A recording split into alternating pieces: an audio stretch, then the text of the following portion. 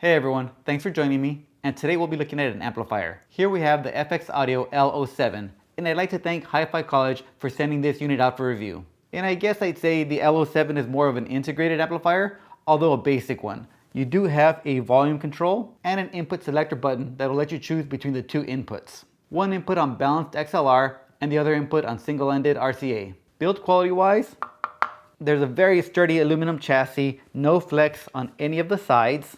The volume pot seems to be very smooth. It does not control the power. The input selector is a little clicky, but it's just fine.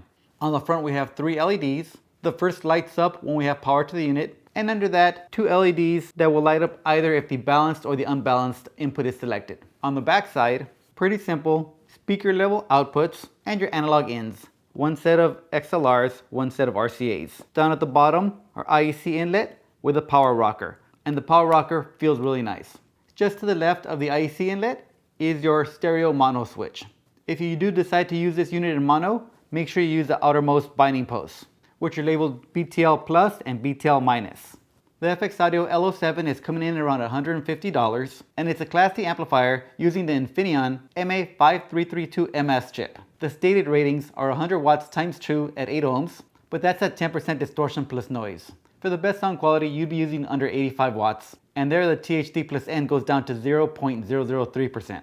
So super clean if you don't crank it all the way up. And 85 watts per channel is still a very nice amount that can power lots of speakers to some good volumes. So the aesthetics are subjective. It's a pretty clean unit. It's super simple, nothing special. However, it's not loud at all. So set on a desktop, in a rack, or on a shelf. It doesn't scream for a lot of attention. I listened to this amplifier for a while, and then I compared it to a couple of different amplifiers to see if I can hear any differences. My first comparison was with one of my IOTA VX PA3s. I have 2 of those IOTA VX PA3s that I used to use in mono mode, but lately I've been using just one in stereo mode since I've been trialing a lot of stuff and wanted to make my system a little more compact. So the IOTA VX delivers 50 watts times 2 at 8 ohms and is a Class AB amplifier. On the first comparison, what I noticed was that the IOTA VX was definitely a little bit fuller, richer, and warmer, with longer trailing bass notes. The vocal range, not quite softer, but a little bit smoother and maybe slightly more natural sounding. The IOTA VX definitely did seem to be more dynamic than the L07.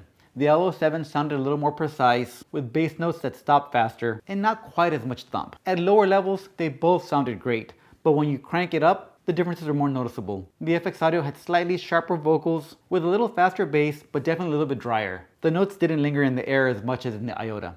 Next, I switched over to the DOAC H7 Pro. This amp using the Texas Instrument TPA3255, and with the 48 volt 10 amp power supply, giving you about 100 watts of clean power to an 8 ohm speaker. Now 85 watts to 100 watts of power per channel isn't going to give you much volume increase. Remember, every time we double the wattage, we're only adding 3 decibels of volume output. To perceive the sound as double, we need 10 decibels of output power.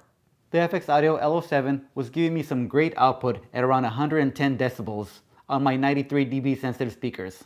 Just to put that in perspective, my JBL DJ speakers in the backyard have 1000 watts of amplification and get to 134 decibels. So these wattage numbers are definitely enough for a small living room, a bedroom, or an office setting. Yes, if you want to fill a giant hall, you'd want more power, and these wouldn't be the amplifiers for that. So back to sound differences between the Infineon and the Texas Instrument chips. The 3255 in the DOAC kind of falls in between the IOTA VX's AB amplifier and the Infineon chip in the FX Audio. The DOAC isn't as dry as the FX Audio, and the sound is slightly warmer and slightly more natural than the FX, not as much as the IOTA. Dynamics hit about the same, volume output about the same. The sound quality is excellent on both, it's just a matter of preference of what style you're looking for.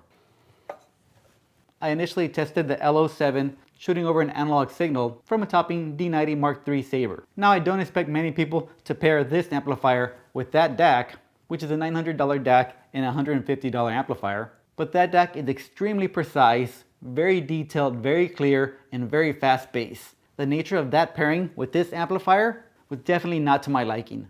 As it is, the D90 pumps out super crisp, very grippy bass, and I think this amp needs bass that's a little bit looser. So I decided to switch over to the X-Duo TA22.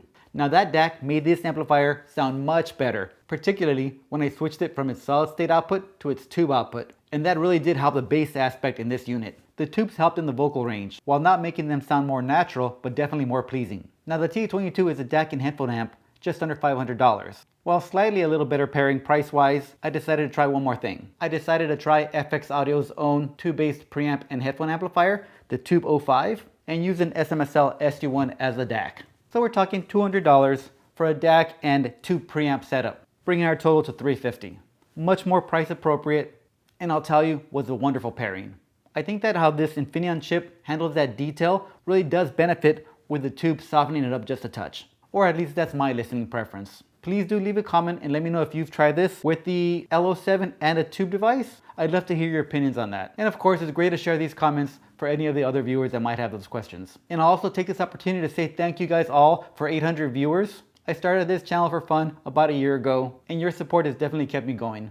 I very much appreciate it, and if you haven't subscribed, I hope that you will soon. So back to the sound here. The SMSL, a great little DAC, shot over to the Tube 05, softens the sound up just a touch, but also adds one more feature. Now we get a remote control. And now we have a proper setup with no problem setting this in your rack, on a countertop, on a bookshelf, and we got the volume in our hand. All in all, this is a great little amp. It's powerful, it's compact, and it sounds great when you pair it with the proper sources. But you do have to do a little bit of experimenting. But I think that's part of the fun of this hobby. If you don't want to experiment, hey, just get this set up. It really does sound great. And I think that's all I have for this one, guys. Thank you for watching once again, and I'll see you on the next one.